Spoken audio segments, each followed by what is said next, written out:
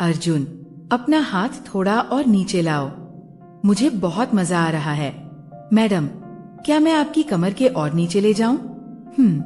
जरूर। उस दिन मुझे मसाज लेते वक्त काफी सुकून मिल रहा था, लेकिन फिर कुछ ऐसा हुआ। रात का समय था। हवेली के चारों ओर सन्नाटा पसरा हुआ था।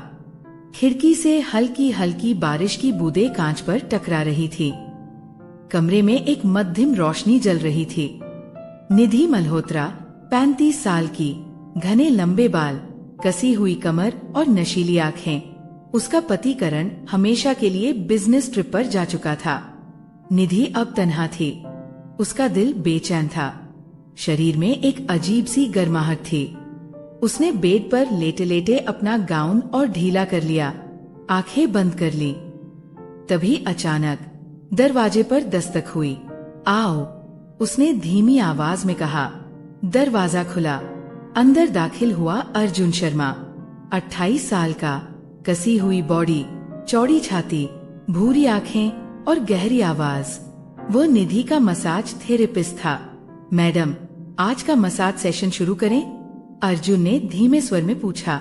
हाँ अर्जुन, आज मुझे बहुत थकान है। निधि ने अपनी गर्दन घुमाई। अर्जुन ने कमरे की लाइट हल्की कर दी। उसने अपने हाथों में तेल लिया। उसकी उंगलियां गर्म और मजबूत थी। मैडम, आप लेट जाइए, अर्जुन ने कहा। निधि ने अपनी रेशमी गाउन को कंधों से नीचे खिसका दिया। उसकी पीठ अर्जुन के सामने थी। अर्जुन की नजरें उसकी नंगी पीठ पर अटक गईं।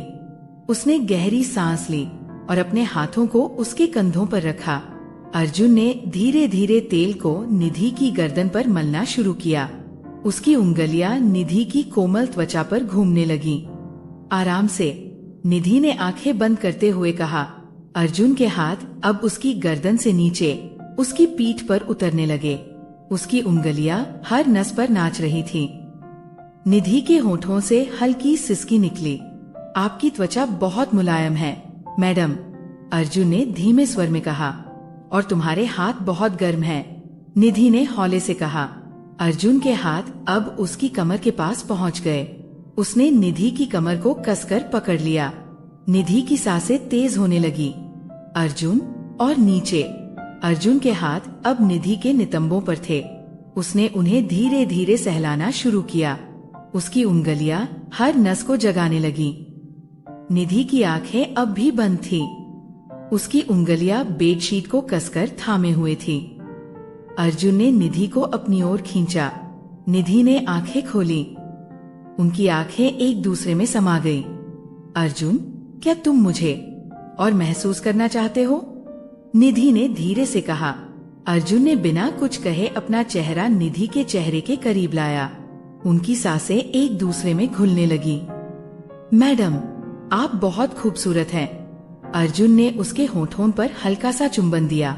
निधि ने अपनी उंगलियां अर्जुन के बालों में फंसा दी। अर्जुन ने निधि को अपनी बाहों में कसकर पकड़ लिया। उनके शरीर एक दूसरे में घुलने लगे। तभी अचानक दरवाजे पर दस्तक हुई। अर्जुन और निधि दोनों चौंक गए। कौन हो सकता है? निधि ने घबराते हुए कहा। अर्जुन ने जल्दी से अपनी शर्ट पहन ली। निधि ने भी गाउन कसकर बांध लिया। दरवाजा खुला। सामने खड़ी थी मीरा, घर की पुरानी नौकरानी। उसकी नजरें अर्जुन पर टिकी थी। मैडम, करण साहब का फोन आया है। उन्होंने कहा है कि वो 2 दिनों में घर आ रहे हैं। निधि के चेहरे का रंग उड़ गया। ठीक है, तुम जाओ, मीरा ने अर्जुन की ओर देखते हुए कहा। और अर्जुन जी, आप थोड़ी देर रुक सकते हैं, मुझे आपसे कुछ बात करनी है। अर्जुन ने निधि की ओर देखा। निधि ने उसे आंखों ही आंखों में इशारा किया। अर्जुन ने मीरा के कमरे में प्रवेश किया। कहो, क्या कहना है? अर्जुन ने तीखे स्वर में पूछा। मीरा ने अर्जुन के चेहरे की ओर देखा। उसकी आंखों में गहरी शरारत थी। अर्जुन बाबू, आपने जो किया है वो करण साहब को पता चल गया तो क्या होगा? अर्जुन ने उसका हाथ पकड़ लिया। क्या चाहिए तुम्हें? मीरा ने अपनी उंगलियां अर्जुन की छाती पर फिराते हुए कहा। मैं तुम्हारे राज को दबा सकती हूँ, लेकिन उसके लिए तुम्हें मुझे भी वो देना होगा जो तुम निधि मैडम को दे रहे हो। अर्जुन का चेहरा सख्त हो गया। मीरा उसके और करीब आ गई। अर्जुन ने मीरा को धक्का देकर दूर किया। मैं तुम्हारे साथ कुछ नहीं करूंगा। मीरा ने हंसते हुए कहा, अच्छा तो देख लेना, कल सुबह तक करण साहब को सब कुछ पता चल जाएगा। अर्जुन ने घबराते हुए निधि के कमरे की ओर देखा। निधि बिस्तर पर बैठी थी। उसकी आंखों में आंसू थे। अर्जुन, अब क्या करेंगे? अर्जुन ने उसे कसकर पकड़ते हुए कहा, तुम फिक्र मत करो, मैं सब संभाल लूंगा। कैसे? मीरा को रोकने के लिए मुझे उसे वो सब देना होगा जो वो चाहती है। अर्जुन ने मीरा के कमरे में कदम रखा। मीरा बिस्तर पर बैठी थी। उसने अपनी साड़ी के पल्लू को गिरा दिया तो आ ही गए अर्जुन बाबू। अर्जुन ने अपने कपड़े उतारने शुरू कर दिए। मीरा ने उसे अपनी ओर खींचा। उनके शरीर एक दूसरे में समा गए। अर्जुन के होंठ मीरा के हर हिस्से को चूम रहे थे, लेकिन उसकी आंखों में सिर्फ एक ही चेहरा था, निधि। रात का समय, करण अचानक घर आ जाता है। मीरा करण के पास जाती है। करण साहब, मुझे आपसे कुछ कहना है। करण की आंखों में गुस्सा था। क्या बात है? आपके घर में कोई आपका विश्वास तोड़ रहा है। करण के चेहरे पर शिकन आ गई। क्या मतलब? मीरा ने धीरे से कहा, आपकी पत्नी और अर्जुन दोनों के बीच कुछ चल रहा है। करण का चेहरा तमतमा गया। उसने अर्जुन को आवाज लगाई। अर्जुन कमरे में दाखिल हुआ। तो ये सब सच है? करण ने चीखते हुए कहा। करण की आंखें गुस्से से लाल हो रही थी। उसने अर्जुन के कॉलर को कसकर पकड़ लिया। तूने मेरी गैर मौजूदगी में मेरी बीवी को छुआ? अर्जुन ने खुद को छुड़ाते हुए कहा, करण साहब, आप गलत समझ रहे हैं, ऐसा कुछ नहीं हुआ। मीरा ने करण के कंधे पर हाथ रखते हुए कहा, मैंने अपनी आंखों से देखा है, ये दोनों बेडरूम में साथ थे। निधि के चेहरे का रंग उड़ गया। उसने अर्जुन की ओर देखा। अर्जुन की आंखें झुकी हुई थीं। करण, ये झूठ है। मीरा झूठ बोल रही है। अर्जुन ने मेरे साथ कुछ नहीं किया। निधि ने अपनी आवाज को मजबूत बनाते हुए कहा, बस, मुझे और कुछ नहीं सुनना। अर्जुन, तुम अभी के अभी इस घर से बाहर निकल जाओ। करण ने अर्जुन को धक्का देते हुए कहा। अर्जुन ने निधि की ओर देखा। उसकी आंखों में बेबसी और गुस्सा दोनों थे, लेकिन वह चुपचाप अपना सामान समेटने लगा। अर्जुन के जाने के बाद करण अपने कमरे में चला गया। मीरा ने धीरे से निधि के पास जाकर कहा, मैडम, अब आपकी रातें और भी तन्हा होंगी। निधि ने गुस्से से उसकी ओर देखा। तूने ये सब क्यों किया? अर्जुन ने तुझे क्या बिगाड़ा था? मीरा हंसते हुए बोली, बिगाड़ा कुछ नहीं, लेकिन जो मैं चाहती थी वो उसने मुझे दिया नहीं, और जब मुझे नहीं मिला तो तुम्हें भी नहीं मिलेगा। निधि के होंठ कांपने लगे। उसकी आंखों में आंसू भर आए। 2 दिन बाद अर्जुन ने निधि को कॉल किया। मैडम, मैं आपको देखना चाहता हूँ, आपसे बात करनी है। नहीं अर्जुन, अब करण घर पर है, अगर उसने देख लिया तो सब कुछ खत्म हो जाएगा। निधि, तुम मुझसे प्यार करती हो? अर्जुन ने सीधी बात पूछी। निधि की सांसें थम गईं। उसकी उंगलियां कांपने लगी। हाँ, करती हूँ, लेकिन अब कुछ नहीं हो सकता। करण को सब कुछ पता चल चुका है, लेकिन तुम्हें मीरा का सच भी जानना होगा। वो सिर्फ तुम्हें बर्बाद करना चाहती है, और करण के साथ भी उसका कोई गहरा रिश्ता है। क्या मतलब? निधि ने चौंकते हुए पूछा। मैंने दोनों को कई बार फोन पर बात करते हुए सुना है। मीरा करण के पुराने घर में भी जाती रही है। मुझे शक है दोनों के बीच कुछ चल रहा है। निधि के होश उड़ गए। रात को निधि ने करण के फोन की जांच की। उसने देखा कि मीरा के नाम से कई कॉल्स और मैसेज थे। मुझे तुमसे मिलना है, कल रात तुम्हारे पुराने घर में। मीरा, निधि का खून खौल उठा। उसने अर्जुन को तुरंत कॉल किया। अर्जुन, मुझे तुम्हारी बात पर यकीन हो गया। करण और मीरा के बीच कुछ न कुछ जरूर है, तो फिर तुम मेरे पास आ जाओ। हम दोनों मिलकर सच का पर्दाफाश करेंगे, अर्जुन ने कहा। अगली रात अर्जुन और निधि ने करण का पीछा किया। करण अपने पुराने घर में गया। निधि और अर्जुन छिपकर खिड़की से देख रहे थे। अंदर करण और मीरा एक दूसरे के बेहद करीब थे। करण ने मीरा के बालों में हाथ फेरा और कहा, अब जब अर्जुन जा चुका है तो हमारी रातें और भी हसीन हो जाएंगी। मीरा ने करण की शर्ट के बटन खोलते हुए कहा, मुझे तुम्हारा ये पागलपन बहुत पसंद है, लेकिन तुम्हारी बीवी की आंखों में वो जलन और भी अच्छी लगती है। करण ने मीरा को बाहों में भर लिया और दोनों एक दूसरे में समा गए। निधि के पैरों तले जमीन खिसक गई। अर्जुन ने निधि का हाथ कसकर पकड़ लिया। अब समझी, करण ने तुम्हें धोखा दिया और मुझे तुम्हारी जिंदगी से दूर कर दिया। निधि अब बर्दाश्त नहीं कर सकती थी। उसने अर्जुन के सामने कहा, अर्जुन, अब मुझे तुम्हारी जरूरत है। मुझे करण और मीरा को उनकी करतूतों का मजा चखाना है। अर्जुन ने उसे अपनी बाहों में भर लिया। मैं तुम्हारे साथ हूँ, निधि।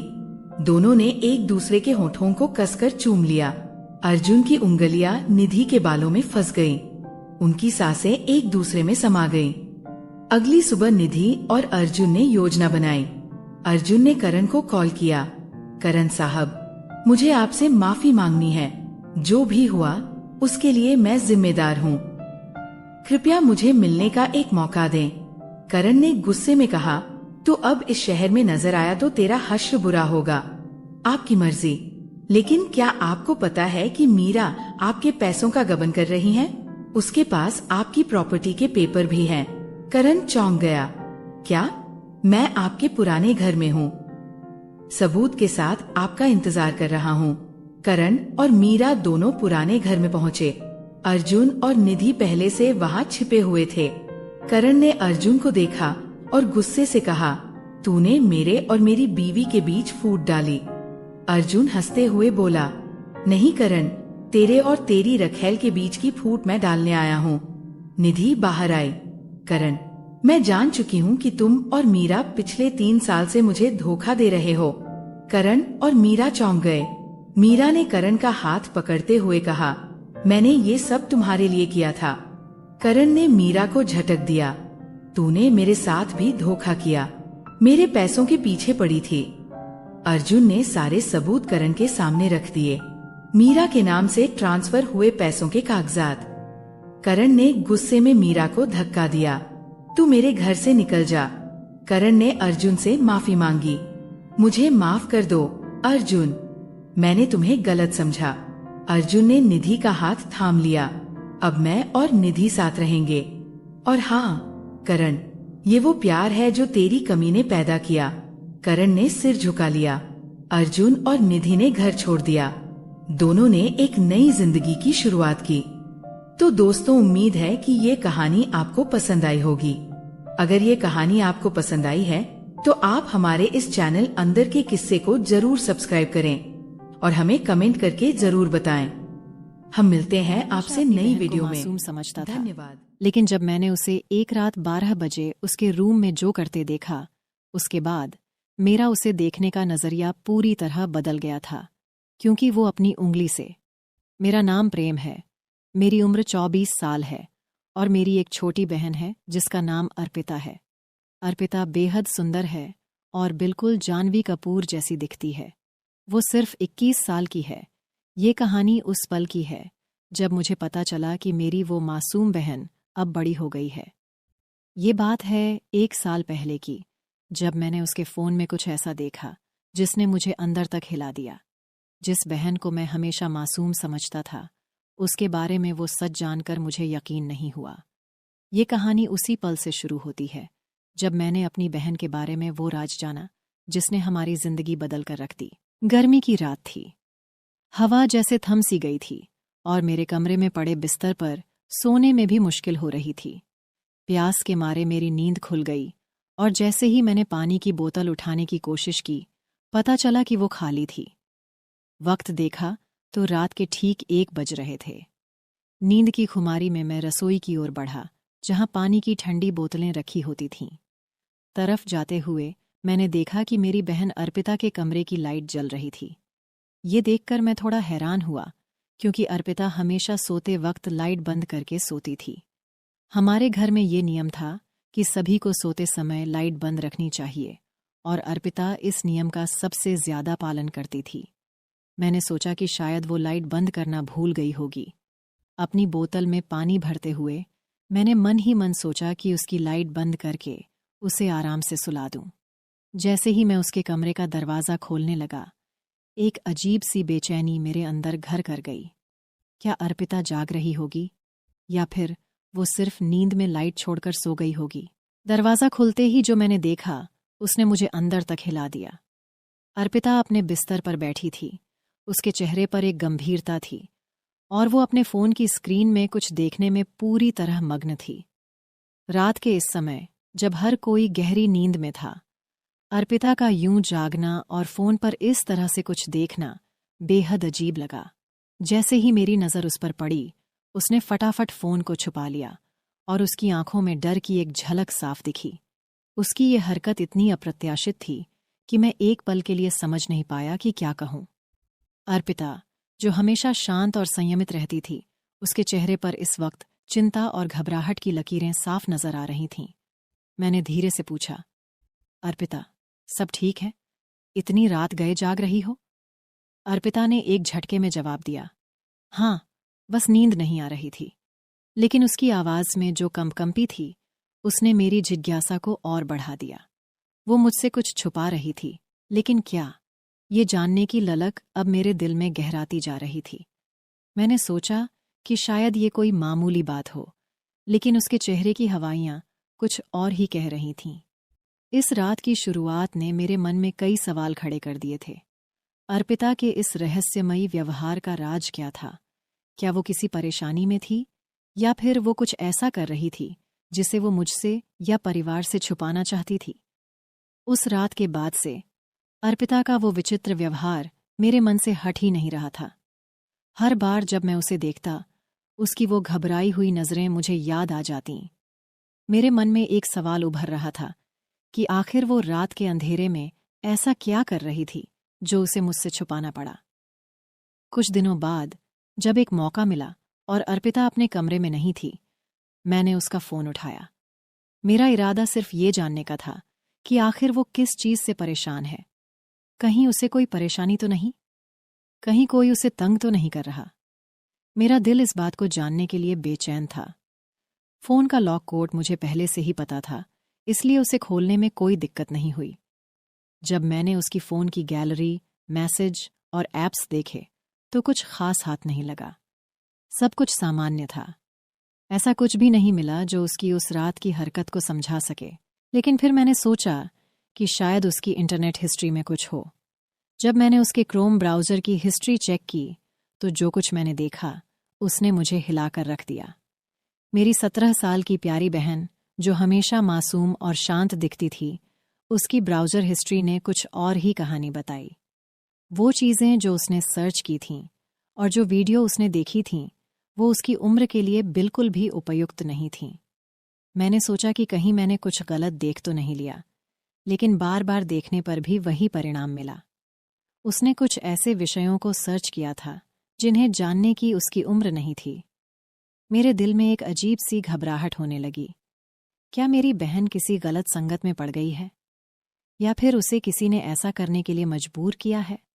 उसके ये ऑनलाइन गतिविधियां उसके मन में कौन से सवाल उठा रही हैं?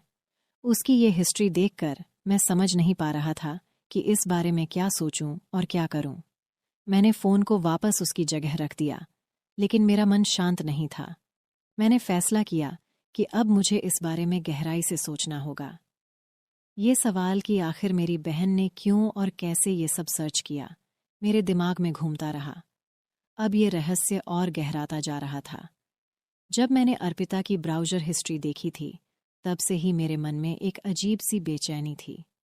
मेरी मासूम बहन को ऐसी चीज़ों में क्यों और कैसे रुचि हुई? ये सवाल मुझे सोने नहीं दे रहा था। मुझे पता था कि इस रहस्य का कोई गहरा कारण है, जिसे समझना ज़रूरी है। मैंने अर्पिता के व्यवहार पर ध्यान देना शुरू किया और उसकी बातों में एक बदलाव देखा। वो अक्सर अपनी एक खास सहेली के बारे में बात करती थी, जिसे मैं पहले कभी नहीं जानती थी। उसका नाम सुनकर ही मेरे दिल में एक अजीब सी आशंका होने लगी। मैंने सोचा कि हो न हो, अर्पिता की इस नई आदत के पीछे उसी का हाथ है। एक दिन मैंने अर्पिता से उसकी उस सहेली के बारे में सीधे बात करने का फैसला किया। मैंने उससे हल्के फुल्के अंदाज में पूछा, तुम्हारी वो नई सहेली कौन है? तुम्हारे साथ हमेशा उसका जिक्र सुनती हूँ। अर्पिता ने थोड़ा हिचकिचाते हुए बताया। वो मेरी क्लास में नई आई है। काफ़ी मस्तीखोर है और बहुत बातें करती है। मुझे उसकी बातों से ज़्यादा कुछ नहीं पता चला, लेकिन मेरी छठी इंद्री ने कहा कि ये वही लड़की है जिसने अर्पिता को गलत रास्ते पर धकेला है। कुछ दिनों बाद मैंने अर्पिता के फ़ोन की हिस्ट्री को फिर से खंगालने की सोची, इस बार और गहराई से। मैंने कुछ और भी चौंकाने वाले सबूत पाए।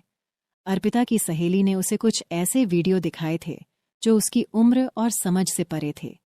ये वो वीडियो थे जो किसी भी नासमझ किशोरी के लिए सही नहीं थे। इसके अलावा मैंने ये भी देखा कि वो सहेली अर्पिता को सिर्फ वीडियो दिखाने तक ही सीमित नहीं थी। वो एक बहुत ही बिगड़ी हुई लड़की थी जिसे सही गलत की कोई परवाह नहीं थी। वो लड़कों को फंसाने और उनके साथ गलत काम करने में भी माहिर थी। उसने अर्पिता को ऐसे कई किस्से बताए थे जो अर्पिता के मासूम दिमाग को विचलित कर रहे थे। ये सब जानकर मेरा दिल टूट गया। मेरी मासूम बहन, जिसे मैं हमेशा सही रास्ते पर चलने की सलाह देती थी, इस तरह की गंदी आदतों में फंस चुकी थी। और इसका कारण थी वो सहेली जो उसे अपने जैसा बनाना चाहती थी। अब मुझे अर्पिता को इस दलदल से बाहर निकालना था।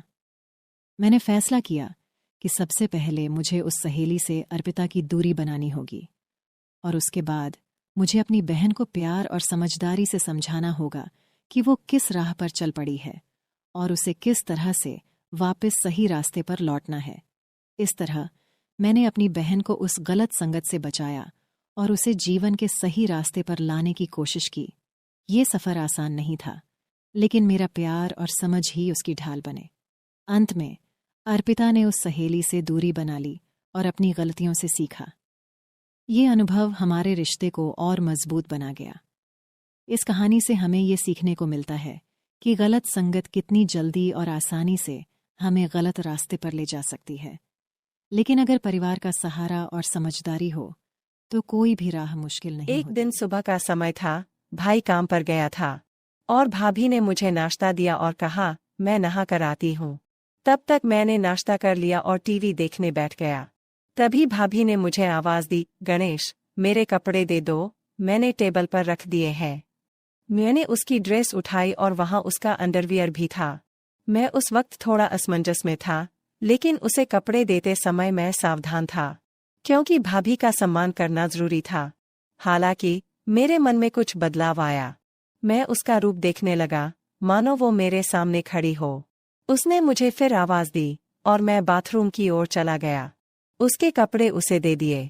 उसने फिर से दरवाजा बंद कर दिया और मैं वहीं रुक गया। मैं दरवाजे के छेद से अंदर देखने के लिए उत्सुकता से उठ खड़ा हुआ। यह कोई नहीं था, बस हम दोनों ही थे। भाभी नहा चुकी थी और अपने कपड़े बदल रही थी। मैं सिर्फ उसका पिछला हिस्सा ही देख पा रहा था।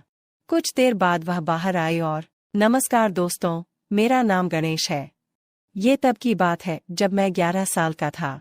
मैं बहुत छोटा था जब मैं गर्मी की छुट्टियों में भाई के पास गया था। जब मैं 10वीं क्लास में था तो मेरी भाभी थोड़ी मोटी थी, लेकिन वो बहुत गोरी लग रही थी। वो हर वक्त छोटे कपड़े पहनती रहती थी। पूरे दिन घर पर सिर्फ मैं और भाभी ही होते थे, क्योंकि भाई काम पर जाता था। मैं और भाभी बचपन से ही बहुत फ्री रहते थे। वे मेरे बारे में सब कुछ जानती थी, तो वह मुझे अपने पास पकड़ लेती और गले लगा लेती। हम हर दिन ऐसा करते थे। लेकिन अब मैं बड़ा हो गया था और मुझे उसकी बाहों में बहुत अच्छा महसूस होता था। जब वह मुझे गले लगाती थी तो मेरा साथी बड़ा हो जाता था। फिर मैंने तुरंत उसे गले लगा लिया और मजे लेने लगा। मैं एक दिवस उत्सव के लिए उनके पास गया था। कुछ दिन बीत गए। एक दिन सुबह हो गई। भाई काम पर गए थे और भाभी ने मुझे नाश्ता दिया और कहा, मैं नहा कर आती हूँ। तब तक मैंने नाश्ता कर लिया और टीवी देखने बैठ गया। तभी भाभी ने मुझे आवाज दी, गणेश, मेरे कपड़े दे दो, मैंने टेबल पर रख दिए हैं। मैंने उसकी ड्रेस उठाई और वहाँ उसका अंडरवियर भी था। मैं उस वक्त थोड़ा असमंजस में था, लेकिन उसे कपड़े देते समय मैं सावधान था, क्योंकि भाभी का सम्मान करना जरूरी था। हालांकि मेरे मन में कुछ बदलाव आया था। मैं उसका रूप देखने लगा, मानो वो मेरे सामने खड़ी हो। उसने मुझे वापस बुलाया और मैं बाथरूम की ओर चला गया। उसके कपड़े उसे दे दिए। उसने फिर दरवाज़ा बंद कर दिया और मैं वहीं रुक गया। मैं दरवाजे की दरार से अंदर देखने के लिए उत्सुकता से उठ खड़ा हुआ। वह कोई नहीं था, बस हम दोनों ही थे। भाभी नहा रही थी और अपने कपड़े बदल रही थी। मैं सिर्फ उसका पिछला हिस्सा ही देख पा रहा था। कुछ क्षण बाद वह बाहर आई और मुझसे बोली, गणेश, तुम भी नहा लो। मैं तुरंत वहां से निकला और नहाने लगा। अंदर भाभी का अंडरवियर लटका हुआ था। मैंने उसे हाथ में ले लिया और उसकी महक में खो गया। नहाने के बाद कमर पर तौलिया लपेटकर बाहर आया और बोला, भाभी, मेरे कपड़े दे दो। भाभी ने मुझे कपड़े दिए और मैं जल्दी से कपड़े पहनकर तैयार होकर रसोई में चला गया। भाई काम पर जा रहे थे। भाभी रसोई में दोपहर का खाना बना रही थी। जब मैं वहां पहुंचा तो उसने मुझे गले लगा लिया। उस वक्त मैं उसके करीब रहकर खुश था। मेरे मन में कहीं न कहीं ऐसा होने लगा। मैंने उससे पूछा, क्या मैं कोई मदद कर सकता हूँ? उसने उत्तर दिया, नहीं, तुम यहीं चुपचाप बैठे रहो। फिर वह बातें करती, हंसती खेलती, खाना बनाती। दोपहर के भोजन के बाद हम बिस्तर पर चले गए। भाभी चादर ओढ़कर सो गई और बोली, गणेश, तुम भी मेरे साथ सो जाओ। मैं आज बहुत थक गई हूँ। उसकी आवाज में कुछ खास था और उस पल कई सवाल खड़े हो गए। वो बोली, बदन भी बहुत दर्द कर रहा है। मैंने तुरंत भाभी से पूछा, क्या मैं आपके शरीर को दबा सकता हूँ? अगर आपको कोई दिक्कत नहीं है तो। उसने नहीं कहा। मैंने फिर पूछा। मैं उसके पीछे पड़ा और बोला, भाभी बोलो, दर्द हो रहा है तो दबा दूं। उसने कहा, ठीक है। मैं धीरे धीरे उसके पैर दबाने लगा। उसके घुटनों तक पहुंचकर मैं रुका और अब उसकी वह चीज दिख रही थी। मैंने उससे पूछा, भाभी ऊपर भी दबाना है क्या? तो वो बोली, हाँ दबाओ, मुझे आराम मिलेगा। धीरे धीरे मैंने उसके कपड़े ऊपर उठाए और मैं उसका आकार देख सका। उस दृश्य को देखकर मुझे एक अलग ही अनुभव हुआ। उसी पल मेरा ध्यान उस चीज पर रुक गया और मैं पूरी तरह से भ्रमित था। गणेश, अब रुको, मैं भी तुम्हारे पैर दबाती हूँ। तुम्हारे भी पैर दर्द कर रहे होंगे? वो मेरे पैर दबाने लगी और उसके नाजुक हाथों के स्पर्श से मुझे बहुत अच्छा महसूस हो रहा था। उसने मेरे पैरों को दबाते हुए मुझे आराम दिया और फिर हम वहीं सो गए। अब मुझे थोड़ा बेहतर महसूस हुआ। फिर भी मैंने उनसे पूछा कि भाभी, क्या मैं आपको गले लगा सकता हूँ? भाभी ने मुस्कुराते हुए जवाब दिया, क्यों नहीं, लगाओ। तुम ऐसे क्यों पूछते हो? हम दोस्त हैं ना। तुम्हारा आलिंगन मुझे एक नई गर्माहट देता है। वह बहुत होशियार थी और सब कुछ जानती थी। मैं छोटा था। गले मिलने के बाद हम दोपहर को सो गए। दोपहर को हम अच्छी नींद सोए और शाम को जाग गए। सब बातों का ध्यान रखा गया क्योंकि शाम को मेरे भैया आ रहे थे। भैया काम से आए और हमने खाना खाया। भाभी ने कुछ खास पकवान बनाए थे जिससे सबके चेहरे खिले हुए थे। वहां का पूरा माहौल खुशियों से भरा हुआ था। भाभी ने मेरे भाई के लिए बिस्तर नीचे हॉल में लगा दिया। उसके बाद मैं भाभी के साथ बिस्तर पर सो गया। चूंकि हम दोपहर में अच्छी नींद लेते थे, इसलिए हमें रात में नींद नहीं आती थी। रात के 2 बजे थे, फिर भी मुझे नींद नहीं आ रही थी। भाभी एक करवट से दूसरे करवट पर सो रही थी, लेकिन उसे भी नींद नहीं आ रही थी। कमरे में एक छोटा सा लाल बल्ब जल रहा था और बाकी कमरा अंधेरे में डूबा हुआ था। उस शांत वातावरण में हमारे मन में विचारों की लहरें दौड़ रही थीं। एक दूसरे के करीब होने के कारण उस पल का रहस्य हमारे दिमाग में घूम रहा था। मैं और भाभी अंधेरे में जाग रहे थे। उसने मुझसे कहा, शांत रहो गणेश, शोर मत करो, सुबह के 3 बजे है। और फिर वो सो गई। सुबह हम देर से उठे। भैया उसे जगाने आए और बोले, जल्दी उठो, मैं काम पर जा रहा हूँ। हम उसकी आवाज सुनकर जाग गए और कुछ ही देर में नहाकर तरोताजा हो गए। भाभी ने मेरे लिए कुछ खास व्यंजन बनाए थे ताकि हमारे दिन की शुरुआत अच्छी हो। मेरे पसंदीदा भोजन की महक ने रसोई में एक विशेष माहौल बना दिया और वो मुस्कुराकर मुझसे बोली, चलो अब नाश्ता कर लेते हैं। उसने मुझे चाय और नाश्ता दिया और फिर नहाने चली गई। नाश्ता करते समय मुझे रात की घटनाएं याद आ रही थीं और सोचा कि क्यों न दोपहर को भाभी से इस बारे में बात की जाए। तभी भाभी ने मुझे अपने कपड़े देने के लिए बुलाया। मैं उसके पास कपड़े ले गया और हमेशा की तरह दरवाजे की दरार से उसे कपड़े बदलते हुए देखा। नहाने के बाद भाभी खाना बना रही थी। मैंने उससे पूछा, भाभी खाना हुआ क्या? उन्होंने जवाब दिया, हाँ, थोड़ा सा बाकी है। फिर हमने खाना खाया और आराम करने के लिए बिस्तर पर चले गए। मैं और भाभी एक ही चादर में सो गए। उसने मुझे गले लगाया, मैंने भी उसे कसकर गले लगाया। मैंने भाभी की तरह उसकी तरफ देखा और कहा, क्या मैं एक पूछ सकता हूँ? उसने सोचते हुए कहा, पूछो। मैंने आगे कहा, भाभी, रात को पति पत्नी क्या करते हैं? भाभी ने मुस्कुराकर जवाब दिया, कुछ नहीं करते। फिर बोली, पति पत्नी जो करते हैं वही करते हैं। जब तुम बड़े हो जाओगे या शादी कर लोगे तब तुम्हें समझ आएगा। लेकिन फिर भी तुम्हें बताती हूँ, पति और पत्नियां वही करते हैं जो जानवर करते हैं। उस दिन कुत्ता और कुतिया जो करते थे वैसा ही पति पत्नी करते हैं। मैंने उनसे पूछा, अरे भाभी, ये क्या सिर्फ पति पत्नी के लिए है? उसने जवाब दिया, नहीं, कोई भी कर सकता है, लेकिन इसे निजी रखना महत्वपूर्ण है। यह एक रहस्य है, अगर किसी को पता चल गया तो बड़ी बदनामी हो सकती है। मैंने थोड़ा आश्चर्य से पूछा, क्या ऐसा हो सकता है? उसके बाद मैंने विषय बदलते हुए कहा, भाभी, क्या आज हम कोई नई चीज कर सकते हैं? क्योंकि आज मुझे नींद नहीं आ रही है। तो वो मुस्कुराकर बोली, कोई बात नहीं, चलो ऐसे ही लेटे रहते हैं। फिर हम गले मिले। मैंने उन्हें कसकर पकड़ लिया और कहा, भाभी आप भी मुझे कसकर गले लगा लो। वो तुरंत मेरी बाहों में आ गई। फिर एक अनोखा जादू हुआ। उस क्षण मुझे एक अपूर्व आनंद की अनुभूति हुई। हमारे हाथ एक दूसरे के चारों ओर घूम रहे थे और बीच में उन मधुर क्षणों में हमें बहुत विशेष महसूस हुआ। हम एक दूसरे की बाहों में खो गए। मेरा साथी सख्त हो रहा था और मुझे बाथरूम जाना था। मैंने भाभी से कहा, भाभी, मुझे बाथरूम जाना है। उसने भी मुझसे कहा, चलो मुझे भी जाना है। हम दोनों एक साथ बाथरूम गए। फिर मैंने मन में ठान लिया कि भाभी को अपने साथी के दर्शन दिखाऊंगा। भाभी बाथरूम में जाकर बाहर आई और फिर मैं अंदर चला गया और भाभी से बोला, भाभी, मेरी संवेदनशील जगह पर थोड़ा दर्द हो रहा है। उसने कहा, क्या हुआ? मैंने कहा, जगह बहुत तंग है। वो बोली, ठीक है, दिखाओ। मैंने तुरंत चेन नीचे कर दी और अपने साथी को दिखाया। वो बोली, कहाँ दर्द होता है? मैंने कहा, आगे हल्की सी जलन होती है। उसने कहा, अरे तुमने मिर्च खाई थी क्या? फिर वो तेल लेकर आई और बोली, इसे लगाओ। मैंने कहा, तुम लगाओ, मुझे बहुत जलन हो रही है। वह मुस्कुराई और बोली, ठीक है, अच्छे से सो जाओ, फिर जलन नहीं होगी। उसकी आवाज में एक मिठास थी जो मुझे शांत कर रही थी। फिर मैंने कंबल लिया और मुझसे पूछा, गणेश, क्या तुम्हारा दर्द बंद हो गया? मैंने कहा, हाँ।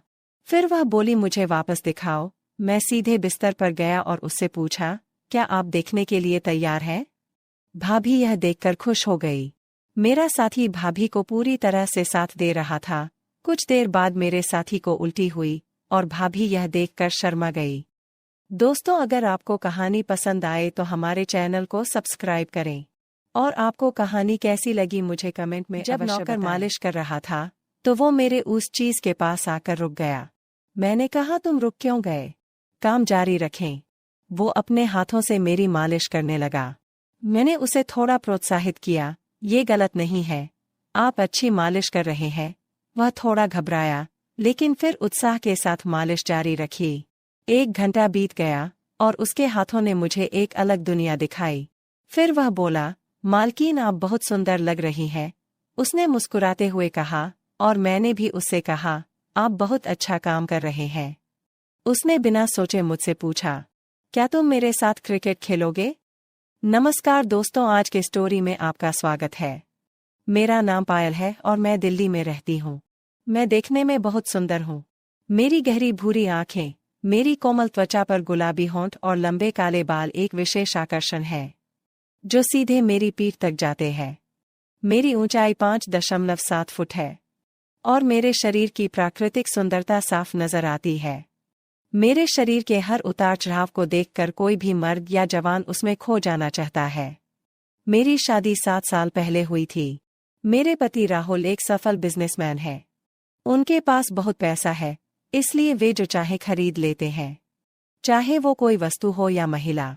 राहुल हमेशा बाहर रहते हैं और घर पर ज्यादा समय नहीं बिताते, इसलिए मैं भी अपने जीवन में स्वतंत्र और आनंदमय जीवन जीती हूँ। हमारे घर में एक नौकर था, लेकिन किसी कारणवश उसे अचानक गांव जाना पड़ा। उन्होंने कहा कि उनका बेटा रोहित उनकी जगह काम करने आएगा। कुछ दिन बाद उनका बेटा हमारे पास आया और घर का सारा काम करने लगा। रोहित एक युवा, आकर्षक और संपन्न लड़का था। वह साफ सफाई, बर्तन धोना और अन्य सभी कार्यों को व्यवस्थित करता था। हमारे घर में आज़ादी थी, कोई रोक-टोक नहीं थी, इसलिए उसे यहाँ रहना अच्छा लगता था। एक दिन वह रसोई में सब्जी बना रहा था, तो मैंने उससे कहा कि तुम सब्जी कितनी अच्छी बनाते हो। दरअसल जब तुम किचन में होते हो तो मुझे कोई काम नहीं करना पड़ता। रोहित मुस्कुराया और बोला, मालकिन, मैं जब काम कर रहा होता हूँ तो आपको चिंता करने की कोई ज़रूरत नहीं है। फिर एक दिन मुझे एक दोस्त की बर्थडे पार्टी में जाना था। पार्टी बहुत देर रात खत्म हुई और मैंने बहुत ज़्यादा शराब पी रखी थी, इसलिए मैं सुबह देर तक सोती रही। करीब 11 बजे मेरी नींद खुली तो मेरे कमरे में अंधेरा था। मैंने कुछ देर और बिस्तर पर आराम किया और फिर उठकर बैठ गई। मैंने रोहित को आवाज़ दी और चाय लाने को कहा। थोड़ी देर बाद रोहित चाय लेकर आया और बिस्तर के पास खड़ा हो गया। उसकी आंखों में कुछ अलग सा था। मैंने उसके चेहरे की तरफ देखा, वो मेरी तरफ ही देख रहा था।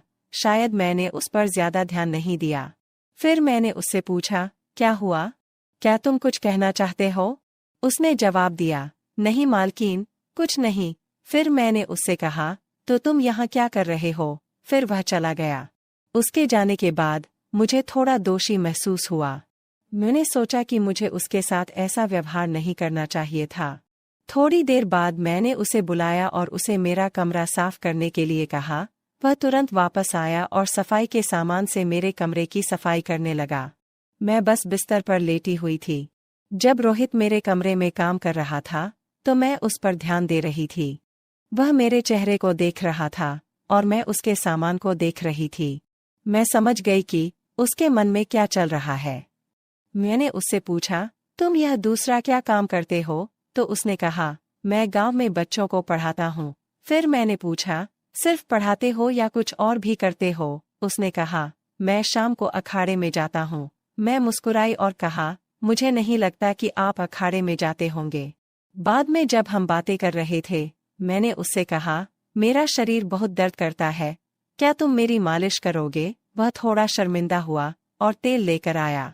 मैंने उसे तेल से मालिश करने से मना कर दिया। अब रोहित धीरे से मेरे पैरों की मालिश करने लगा और मैं सोच रही थी कि यह मेरे पैरों के ऊपरी हिस्से पर अधिक ध्यान देता है। उनका मन मेरी टांगों की ओर घूम रहा था। मैंने उसे और जोर से मालिश करने को कहा। उसने झिझकते हुए कहा, मालकिन, आपके पैरों को आराम की जरूरत है, इसलिए मैं हल्की मालिश कर रहा हूँ। मैंने हंसते हुए कहा, मुझे धीरे धीरे मालिश करना पसंद नहीं है, तुम थोड़ा जोर से करो। वो थोड़ा जोर से मालिश करने लगा। उस वक्त मुझे उसका काम बहुत अच्छा लग रहा था। धीरे धीरे वो मेरे घुटनों की मालिश करने लगा। मैंने कहा, आपका काम बहुत अच्छा है। वह थोड़ा खुश हुआ और मेरे उस चीज के पास आकर रुक गया। मैंने कहा, रुक क्यों गए? वह अपने हाथ से उसकी मालिश करने लगा। मैंने उसे थोड़ा हौसला दिया, ये गलत नहीं है, तुम अच्छी मालिश कर रहे हो। वह थोड़ा शर्माया, लेकिन फिर मुस्कुराहट और उत्साह के साथ मालिश करने लगा। जैसे जैसे टाइम बिता, उसके हाथ थोड़े अधिक आश्वस्त हो गए। एक अद्भुत एहसास हमारे मन में आया। 1 घंटा बीत गया और उसके हाथों ने मुझे एक अलग दुनिया दिखाई। मालकिन, तुम बहुत सुंदर लग रही हो, उसने मुस्कुराते हुए कहा। मैं मुस्कुराई और मैंने उससे कहा कि तुम बहुत अच्छा कर रहे हो। उसने बिना सोचे मुझसे पूछा, क्या तुम मेरे साथ क्रिकेट खेलोगे? मैंने मुस्कुराते हुए उससे कहा, हाँ, खेलूंगी, जिसका मैं लंबे समय से इंतजार कर रही थी। अब उसने खेल शुरू कर दिया। मुझे इस खेल में बहुत मजा आ रहा था। खेलकर वह थका हुआ लग रहा था। फिर मैंने उसे थोड़ा आराम करने की कहा। हमारे एक साथ समय बिताने के कारण मुझे अपने पति के अलावा एक अलग दुनिया का अनुभव हुआ। हमारा रिश्ता एक विशेष स्तर पर चला गया।